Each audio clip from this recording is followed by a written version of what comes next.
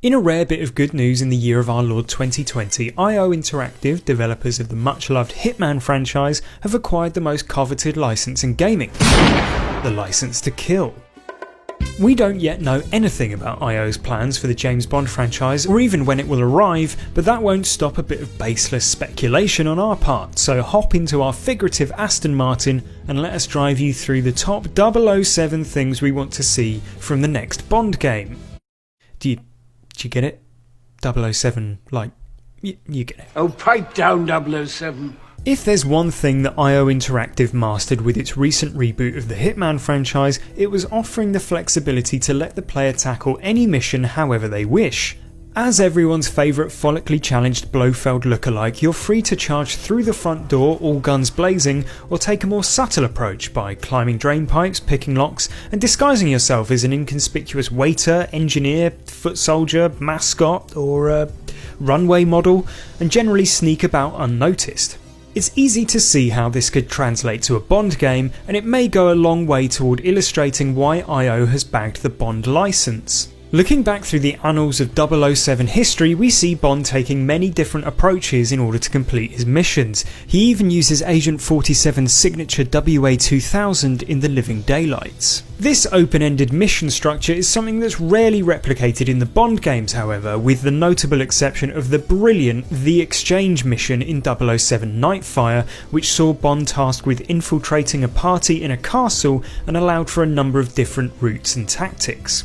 Though 47's main occupation is murder, IO has previous with less violent espionage thrills, tasking players with destroying a virus in Sapienza or hacking into computers in the New York bank mission, and it's hard to imagine a greater thrill as 007 than sneaking in and out of some kind of top secret volcano base to steal some important Spectre files without anyone even knowing you were there. Of course, if it's anything like the movies, it will more likely end up with capture, torture, escape, and a load of commando lads abseiling through the ceiling. But what would an open mission structure be without the opportunity to kit your super spy out with all manner of exploding stationery or a plaster cast rocket launcher? Hitman has plenty of fun gadgets to play around with, and many of them venture into the Bondy mould. Exploding rubber duck, anybody? Oh, what? So this is the perfect opportunity for IO to dig through the Q branch archives and uncover some gadgety gems. It would also work perfectly with the replayable multi-strand mission structure IO games are known for. Imagine seeing a locked vent shaft on your first run through and coming back equipped with a laser watch to open up another potential opportunity for stealth, or, for a less subtle option, having a go on that profoundly dangerous looking bagpipe flamethrower they have in The World Is Not Enough. What are they even going to use that for? Admittedly, it's easy to think of the over-the-top gadgets, but the Cold War origins of the Bond franchise do offer up some tantalising opportunities for more realistic espionage too, be it forging documents, planting listening devices, or taking secret photos of clandestine meetings. But you won't find us complaining if you get to sneak into a Smersh base in a crocodile submersible either.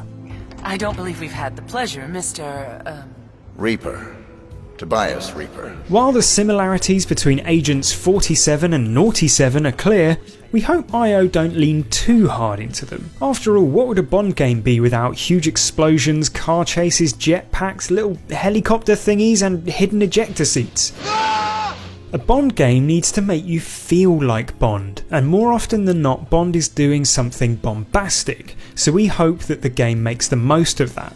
Plus, it's hard to imagine 47 playing blackjack, necking a martini, or someone named Ivana Poker while his friends and colleagues look on in horror with some kind of heat-sensitive satellite camera from the safety of MI6 headquarters.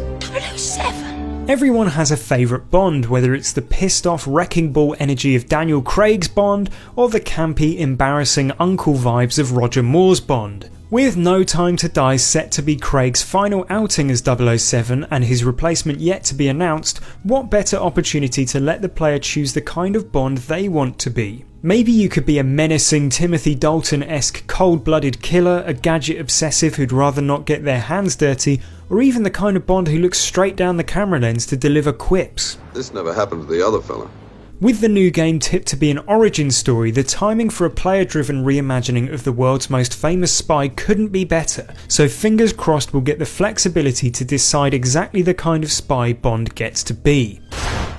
For all its gameplay innovations, the Hitman franchise has never had a particularly compelling story, with its pulpy sci-fi leaning clone dramas and confusing global conspiracies. On the other hand, with the Bond franchise, IO has a wealth of Ian Fleming stories to draw upon, many of which have never previously been adapted, as well as the more recent continuation of the franchise by writers such as Anthony Horowitz. It's not as if every Bond story is a masterpiece, but at least they tend to follow a certain mostly satisfying trajectory of investigation, espionage and action, with plenty of twists and turns along the way. However, with IO's Bond, there's an opportunity to marry the simple but satisfying plot staples of the 007 franchise with a new, reactive story based on the open-ended gameplay of the missions. Imagine if the decisions you took in missions impacted the way the story plays out. Perhaps taking out a major henchman or preventing an arms delivery in early missions could make later missions easier or change the course of the story entirely. Maybe it's too much to ask for from a licensed game, but such a system would suit IO's penchant for replayable missions and offer players the chance to really make the story their own. Maybe it's just me, but for all of Diana's detailed briefings, I rarely think of Hitman's targets as anything more than a bad person who needs killing. The exception to this is actually Sean Bean's Mark Faber, aka the Undying, an elusive target who borrows much from Bean's own acting career, including from his memorable turn as GoldenEye's turncoat 006, Alec Trevelyan. For me, a good villain goes an awfully long way to helping a Bond story feel better than the sum of its parts. Even some of my least favourite Bond films have great villains like Max Zorin of A View to a Kill or Messer's Winton Kid from Diamonds Are Forever. And if IO manages to write a compelling bad guy, it's halfway to a good Bond game already. Pathetic. But of course there's no sense in having a good villain if Bond can't off them in some kind of iconic fashion, and if IO can draw on their experience with Hitman, then this should be no problem. Please, give me bubbling radioactive pools of water, give me shark inflating pellets, give me terrifying chainsaw torpedoes. Give the people what they want!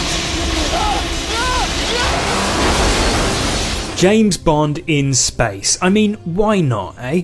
Moonraker is definitely one of the most outlandish Bond films, but I say why not lean into the fun and jet off into outer space. It's not as if 47 is likely to be branching out into extraterrestrial contracts anytime soon, and imagine the fun IO could have designing a mission on a bad guy's secret space station, venting villains out into the void or turning artificial gravity systems off.